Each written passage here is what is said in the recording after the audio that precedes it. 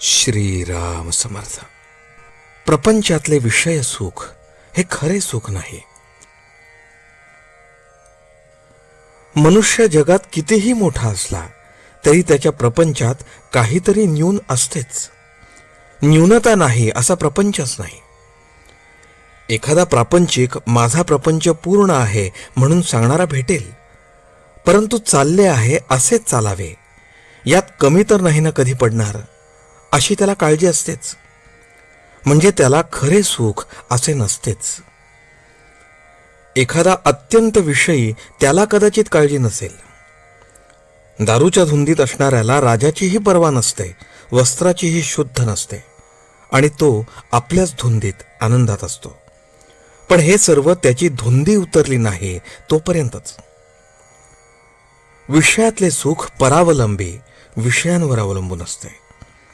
विषय हे नश्वर, आपल्यापासून कधीतरी जाणार.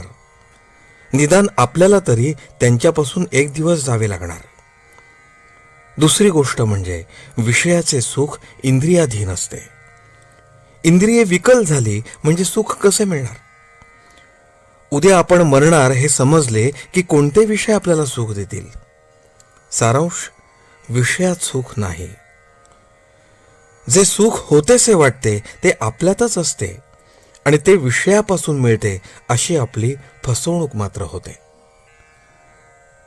तर मग सुख कशात आहे? पुष्कळ वस्तू पुष्कळ मिळाल्या तर पुष्कळ सुख मिळते हा भ्रम आहे. खरे किंवा पुष्कळ सुख म्हणजे कायमचे सनातन सुख होय. ते सनातन वस्तूपाशीच म्हणजे भगवंतापाशीच असते. आपल्याप्रमाणे पशूंनाही विषय सुख आहे. त्यांच्यात आणि आपल्यात फरक तो कोणता? मी कोण, कशासाठी आलो असा विचार करणे याला सारासार विचार म्हणतात. प्रपंचातही आपण विचार करतोच. कशात आपला फायदा आहे, कशात आपला तोटा आहे हे बघतो. पण सर्वच असार, त्यात सार ते कुठून आणि कसे येणार? असलेल्या परिस्थितीत आपण समाधान मानत नाही, त्याहून अधिक सुखाच्या स्थितीची इच्छा धरतो. देवाची भक्ती करणे, संतांकडे जाणे हे सुद्धा विषय मिळवण्याकरता आपण करतो. मग आपली ही सेवा, भक्ती विषयांची झाली का संतांची? देव, संत यांचा उपयोग इतर गोष्टींप्रमाणे विषय मिळवण्याचे साधन म्हणून नाही का करत आपण?